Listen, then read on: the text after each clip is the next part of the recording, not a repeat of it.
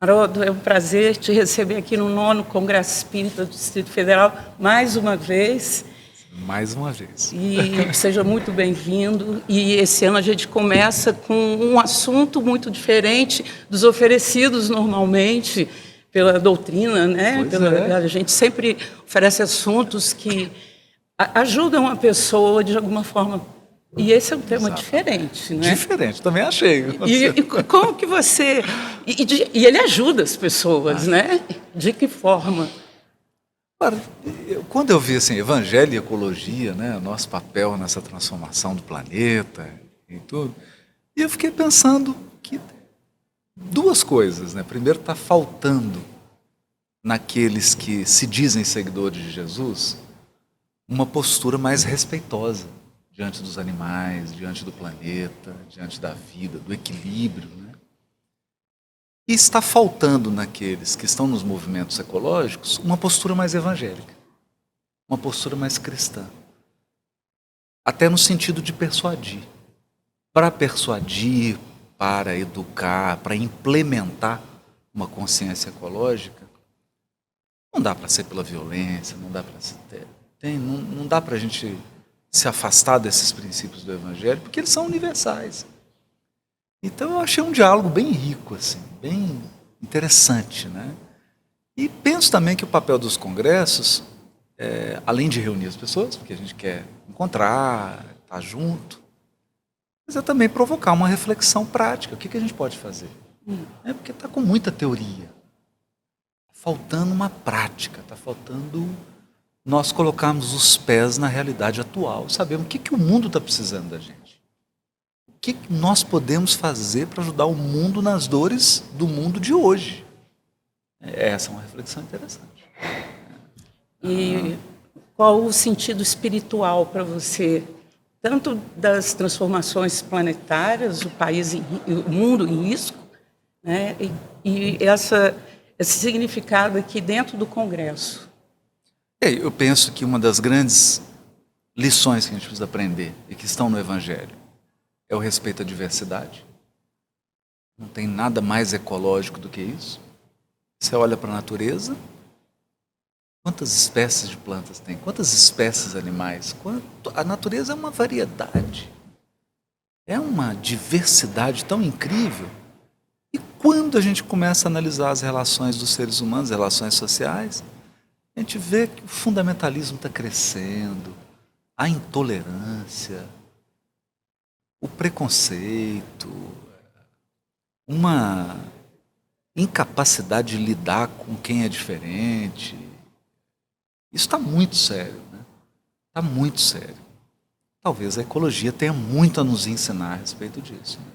De que as pessoas são diferentes, de que a gente tem que lidar com a diferença e que a beleza está na diferença, desde que a gente consiga criar sinergia com a diferença, porque não adianta só ser diferente. Tem que aprender a trabalhar junto. E é o que a natureza faz com perfeição. Ela se integra, ela trabalha de forma com sinergia, né? Eu acho que essa é uma lição grandiosa. Você acha que essa cultura de paz ela é alcançada de que forma, com quais posturas? Porque eu fico preocupado quando a gente tem apenas um discurso de paz, né? Que é pombinhas brancas, bandeiras brancas e entregar flores. Porque onde há injustiça não tem paz. Então esse é um ponto. Para que a paz se instale, eu preciso de justiça. Que é o respeito, todos terem direitos, todos terem a sua dignidade preservada. Como que eu mantenho uma paz? Com injustiça. Outra coisa, para ter paz, tem que ter inclusão. Como que nós vamos ter paz se tem excluídos? Se há preconceito, se há intolerância. Então, inclusão e diversidade é um requisito da paz. Porque senão fica uma paz utópica. E a paz verdadeira é a paz em que eu admito que o outro é diferente. É aquela história, eu discordo de você, o jeito que você vive não tem nada a ver com o meu jeito, mas eu respeito e vou defender o seu direito de viver dessa forma, desde que você não prejudique ninguém.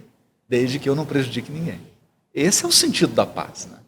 A paz como um ambiente onde todos podem viver com dignidade, sendo respeitados, usufruindo de tudo. Isso é a paz. Então, se a gente não constrói uma paz assim, fica só o discurso. É o discurso, né? A gente está vendo isso agora. É só você assistir os programas, a diplomacia, os diplomatas, né? Especialmente dos países que estão em guerra. É um discurso, que eles têm um discurso de paz, né? De acordo, de respeito ao direito, né? E tão que enviam bomba. Né? Engraçado. E você falando em guerra, hoje no mundo nós temos 55 guerras acontecendo nesse momento. E você fala também em inclusão e igualdade. Você acha que é uma utopia? Porque quando a gente fala também em transformações planetárias, a gente não fala só de ecologia, que é o tema do Congresso, mas a gente fala num âmbito muito maior. Né? Num âmbito maior. Eu, particularmente, penso que ecologia, o ser humano está envolvido, porque o ser humano é uma das espécies. Então, não dá para falar de ecologia e a gente tirar o ser humano. Ele tem que ser integrado nessa equação. Outra coisa, se a gente não respeitar a diversidade, se a gente não incluir, nós não vamos sobreviver. É o que a gente está vendo.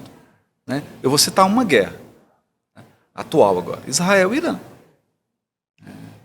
Então, a partir do momento que você tem um princípio de que o outro não pode existir, como é que você tem sobrevivência nisso? Não tem.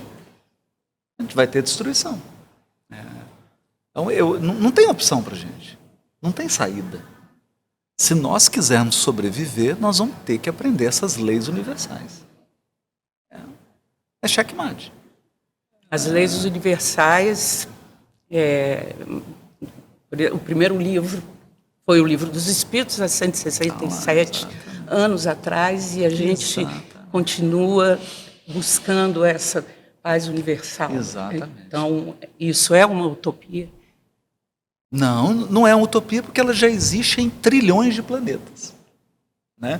O problema é quando a gente acha que a Terra é o centro do universo. E que se não aconteceu na Terra, então é porque não existe no universo. É simples assim. Nós somos um grão de areia na imensidão da criação divina. Quem está fora do eixo somos nós. Quem está vivendo uma vida utópica somos nós. Utopia é a violência. É você acreditar que com a força você resolve os problemas. Isso que é utopia. É por isso que nós estamos sofrendo. Né? E é por isso que tem trilhões de mundos já ditosos e celestes que estão vivendo bem. Né? E que olham para a gente e falam assim, nossa, que dia que esse pessoal da Terra vai sair dessa utopia? Mas como a gente acha que nós somos o centro, aí qualquer ideia de melhoria a gente fala, não, isso é utopia, porque o modelo do universo somos nós. E você como centro de você mesmo, você tem paz?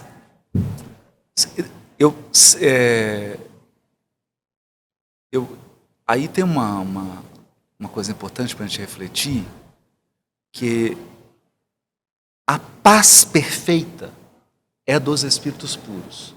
Porque quem tem imperfeição moral não tem paz perfeita. Então esse é um ponto. Kardec fala isso no livro O Céu e o Inferno, Código Penal da Vida Futura. Cada imperfeição gera um sofrimento. Então, enquanto você tiver imperfeição, você não tem paz integral. Mas veja, tem uma diferença de você buscar a paz e você está buscando o conflito. Eu, graças a Deus, me vejo como alguém que está buscando a paz. Às vezes eu não consigo, às vezes eu não consigo. Às vezes eu tropeço, às vezes eu tropeço.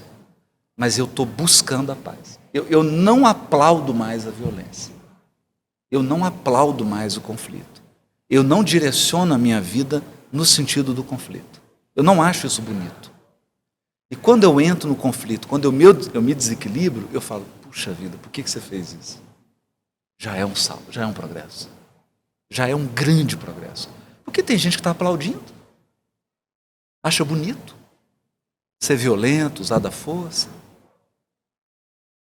Aí eu sinto que eu andei um passinho. A gente aqui no 9º Congresso Espírita do Distrito Federal, tema Ecologia e Espiritismo, O meu papel na transformação planetária. Exatamente. Qual é o seu papel na transformação planetária? Eu sempre digo o seguinte, a gente tem que pensar assim, nós temos 8 bilhões de encarnados aproximadamente. Se cada um cumprisse o seu dever, a Terra seria um mundo regenerado. Porque às vezes a gente tem uma falsa perspectiva. Eu tenho que cumprir o dever de 10 mil pessoas. Não. Eu tenho que deixar de ser um problema na economia do mundo. Porque se cada um fizer isso, o mundo transformou. Então eu vejo nessa perspectiva, que é o que o Gandhi dizia. Seja a transformação que você quer ver no mundo. Fazer teoria para os outros é fácil. O difícil é você implementar aquilo que você diz que acredita. Se todos fizéssemos isso, o mundo seria 1 milhão de vezes melhor do que ele é. Então eu acho que a gente tem que pensar assim, o que eu tenho que fazer na minha vida, em mim. Em mim. A partir daí, eu penso em como contribuir. Para não ficar uma coisa falsa. Em que eu estou sempre buscando solução para o outro, solução que eu mesmo nunca apliquei na minha vida. Aí não tem sentido. E a sua contribuição para esse congresso? Qual vai ser a sua palestra hoje? Hoje é a abertura. Então a gente vai tentar fazer uma ponte entre o evangelho e a ecologia. Ecologia não é meu tema, né? Não é um tema que eu estou nele estudando, né? Mas o evangelho sim. Então acho que a minha contribuição é no sentido de o que o evangelho bem compreendido, o que o evangelho à luz da doutrina espírita pode contribuir para o pensamento ecológico. Acho que esse é o ponto aí da contribuição da palavra. A nossa ecologia interna. Também. Né? De alegria e de manter a paz. Também. E de muitas vezes fazer o silêncio. Isso aí. Cessar fogo. Exatamente. E você vai ter uma sessão de autógrafos. E qual o livro que você Nós estamos vai lançando autografar? o livro O Sermão do Monte, que é uma coletânea, palestras que foram feitas e a gente transformou num livro sobre o Sermão do Monte. O livro está gostoso, está bom, está assim, bom de ler.